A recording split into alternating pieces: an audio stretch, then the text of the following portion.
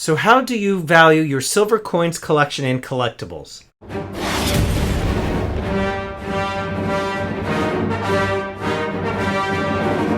How you doing, everybody? Welcome to Empire Precious Metals. If you're new to the channel, I am not a financial advisor. I am merely a guy talking about precious metals and collectibles, so make sure you blast that subscribe button, get the bell notification click. That way you get updated with any new content.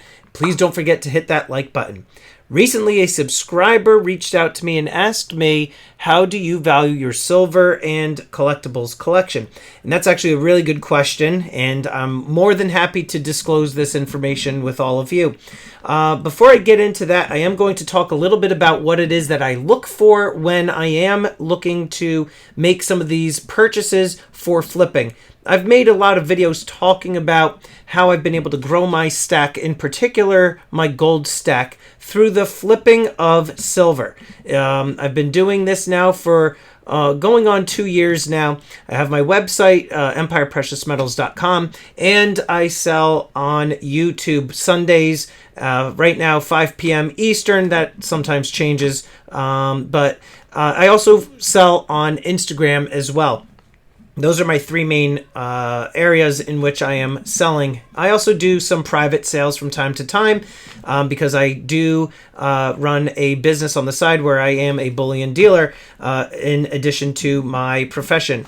But when it comes to, first of all, before I get into the valuation of your silver and collectibles collection, I do look for a couple of things when it comes to buying different items for flipping, right? Here you see in front of you the Imperial Cog coin, quite a few, right? We're looking at about 40 here. And some of the things that I look for when it comes to buying items to flip, I look for the popularity of the item. And when I say the popularity of the item, I'm talking about its mass appeal. I'm talking about the overall reach of that particular brand. So, for example, Star Wars happens to be a world recognizable brand. When it comes to things like Marvel, that's a world recognizable brand. This is something that people buy a lot of, right? Anything Marvel or Star Wars, you can bet people are going to be buying that stuff. I also have here with me another bunch of items that I bought. I was able to buy some of these items off of someone. It was part of their collection. Disney. This was one of the items that was in the collection, so I ended up buying that as well, right? So I look for the mass appeal of the particular item before I pull the trigger. Then what I look for is the mintage. That is crucial. Recently, APMEX placed a whole bunch of Peanuts characters on rounds. It was like the entire group of the different Peanuts. And it was left as an open run. And when you say it's an open run, that means that they can mint that forever. They don't have any plans on capping that run of coins and or rounds. And they will just cut it at some point. It's never going to happen. So I immediately stopped buying that series because the Peanuts coins, or I should say rounds, the first one, which was the 70th anniversary, and a couple others after that, those had a limited mintage. But when they released all the Peanuts and they left it open, that ends up taking out the collectability. When you're looking at a coin like a Marvel coin, there's a mintage of 50,000. Some people might argue that that is a very limited mintage, and other people would say that that is a really large mintage. With Marvel being as popular as it is, 50,000 really is not that much when you're talking about the entire global community. And in addition to that, if you look for, let's say, the Spider-Man coins, those are almost impossible to get. Yeah, you could get them on eBay, but the prices are astronomically high. So something like that with a mass appeal, even though it's got a mintage of 50,000, because of that demand that is there, it's worth getting. When it comes to other items like, quarters or Benjis and things like that, in my opinion, I think these are almost like a dime a dozen. So I'll just kind of buy this stuff in bulk. And I do kind of prefer, and I do tend to lean towards the higher end, like collectible stuff. And there's also things available that are like a couple $100 basically for like a 1 or 2 ounce coin. And in my opinion, that's a little too much. But when it comes to the collectability and things that I'm going to flip, I'm looking primarily for that mass appeal, and I'm looking for the mintage. The other thing that I am also always looking for is the number in the series. If it's the first in the series, then I am going to buy many. These Imperial coins, I call them the Imperial Cog because that is what these are. The Imperial Cog coins are not part of that Star Wars series. These are one-offs. And so if you look at the Mythosaur coin, which is basically paying homage to the Mandalorian and to the whole bounty hunter genre within Star Wars, this is something that is going to go up in value. It might take a little while because you kind of have a little bit of a basic design here. It's symmetrical, and there's not much to it other than the fact that it's the Imperial Cog. But these will sell, and they do sell for a profit. But when it comes to the first in the series, you're best off buying a bunch of those items because those will appreciate in value. You have to remember, people get into stacking after, long after series have ended. So there's going to be people that get into the hobby after the fact, after a series ended. It's something that they would like to collect, and they will pay a higher premium in order to acquire those items. Now, when it comes to how I value and price out my collection, there's a couple different things that I use, and I am guaranteeing you that there are so many other apps and things out there, websites that I am not using, and please feel free to drop those down below in the comments of some apps and things that you like to use. But when it comes to, I'm going to go kind of in order of what I use in terms of valuing everything. When it comes to, let's say, numismatics and pricing out, let's say like Morgan dollars. I thought I saw one in here. Maybe I didn't. Okay, so like, for example, right here, this Morgan dollar. This is an 1887 MS62. So when it comes out to like pricing something like this, I like to use the Red Book, okay? The Red Book, what's nice about this is that you can basically find just about anything you want when it comes to American coinage. It's broken down by types of coins: small cents, half dimes, quarters, nickels, half dollars, dollars, etc. And then you've got the Morgan dollars, the peace dollars, and I usually am selling these primarily, so I'll put like the post-its there. But you can look up the coin, let's say, all right, where did I just put that? Is it under here? Here it is. Okay. So this is an 1887 MS62. So very simply, I'll go to the silver dollars. Here we are with the Morgan dollars. We're going to look for 1862, 1880, flip back. Why am I saying 1862? They didn't even make these in 1862. 1887 MS62. Long day, guys, long day. All right, so 1887, all right, and this is not any particular mint. You flip it over just to double check, but there's no mint mark down here, as you can see. All right, and it's an older PCGS label, but anyhow.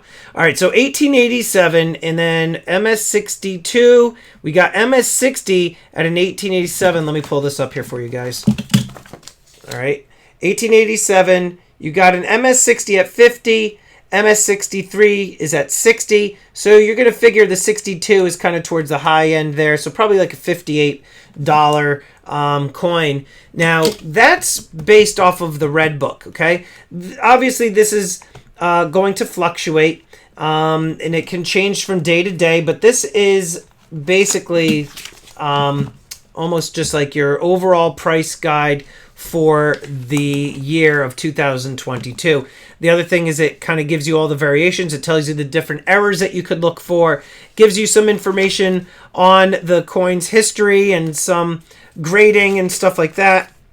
Here you have the errors and variations of like the tail feathers, and so there's a bunch of information in here. A lot of people love that stuff. I don't have time to read it, and I don't really get into the numismatics that much. So I have this just because I was able to pick it up cheap, and it's good to have every once in a while. But that's one thing that you can use. The second thing that you can use when you're looking to value your silver coins and your collectibles, I like to use this new, when I say new to me, this new site when it comes to collectibles for like comics and stuff. It's called gocollect.com. If you just type in gocollect.com, you can start pricing out your comics that way. This here is a recent acquisition that I made. This was this valued at $5,000 or a little bit more actually at the time of the recording of this video. This is the Amazing Spider-Man 129 9.0. It's off-white to white pages, and what I did before buying this book is that I looked on Go Collect and I was looking at some of their most recent purchases, and it gives you an idea as to how many of that particular item were sold recently of that grade and what that price was. And so I look at that, and then what I like to do is I like to use eBay. eBay, in my opinion, is probably the most accurate when it comes to looking up grading. And the reason I say that is because people go onto eBay looking for deals and looking to make some purchases for the lowest prices possible. And what I always do is I go to eBay, I type in the item that I'm searching for, and then I always click on filter and I choose to sort it, I choose the filter and I look at completed and sold items. And when you click on completed and sold items, it's going to give you all of the recent sales for that particular item, and that tells you how much that item is worth and what it is going for. A lot of people often will say this comic or this coin is going for, X amount of dollars on eBay. But a lot of times people are saying how much it's listed for. And it's very important to know that the list price is very different than the actual sales price. Anybody can list anything they want for any amount that they possibly want to, right? I could put on this celestial dragon coin on there and list it for $1 million if I want to. That doesn't mean that's what it's going for. You have to click on completed and sold items, and that's going to give you an idea as to how much that item is worth. So when I was going to pull the trigger on this comic, I was looking at everything at the lower grades from like a 7.5 and all the way up to like, not even the 9.0s, because it was actually, to be honest with you, priced out of my budget. So I was looking at 8.5 as my ceiling, and then I saw this 9.0 pop up for a buy it now for a price that was comparable to an 8.0, and I quickly looked again on Go Collect, and then I looked at some recent sales. I made sure to look up the serial number here for the CGC registration of this particular book, and it was a legitimate item, and so I pulled the trigger, bought it, and I was very happy that I did that. But so my main go-to and takeaway from this video, guys, is definitely eBay, because it's like the most up-to-date realistic pricing on a lot of the items. And if you're unable to find those items on eBay, or not many, definitely can look at the various bullion dealer websites. APMEX tends to be priced way too high, in my opinion. They do have a great variety, but JM Bullion, SD Bullion, Provident, Monument Metals, those are all different different sites that you can look and see and price things out. And again, don't forget, you can always get the red book. These are cheap. These usually go for like $6, give or take. You can buy them on Amazon. Amazon, $16, but depending on, your coin shop, they might have a whole bunch. You could even get the one that was like 1 year old. Most like the 2021, you can buy that. The prices aren't going to really change that much year over year, but I do like to get the updated one. So anyhow, let me know down below if there's anything that you guys like to use that I didn't discuss, and I hope that this video helped you out. Again, eBay is what I used, but again, whatever I forgot, any apps or websites that you guys use, comment down below, let us know. And I would like to quickly thank these elite channel supporters. And if you haven't already become a channel member, please check out the awesome perks and join today. With that, this is Empire Precious Metals. Until next time, long live the Empire.